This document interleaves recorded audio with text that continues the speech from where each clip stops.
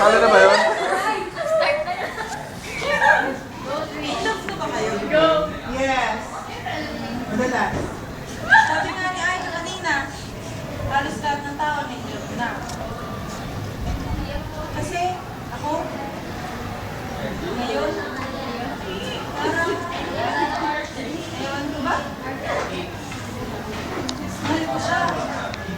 Pero, ewan ko lang. Baka gusto ko lang siyang kausap. Kasi ako siyang kausap. Kakatuwa.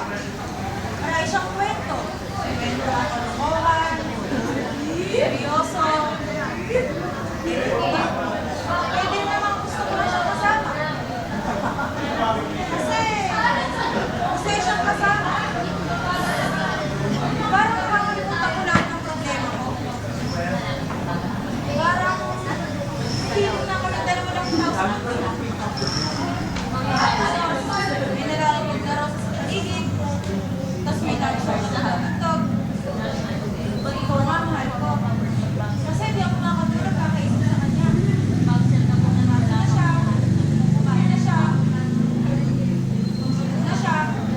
May kasama kaya siya nagkakaroon. Pero baka hindi ko mahal. Gusto ko lang. Ayos siya lagi. Gusto ko. Makakagay lahat ng pangarap niya. Gusto ko. Lahat ng problema darating sa kanya. Nalagpasan niya. Hindi ko naman mahal, di ba? Handa lang ako i-alay yung buhay ko sa kanya. Pag sinabi niyang talong sa sakay, tatanong ako talaga. O kaya naman, pag may bumaril, haharang ako.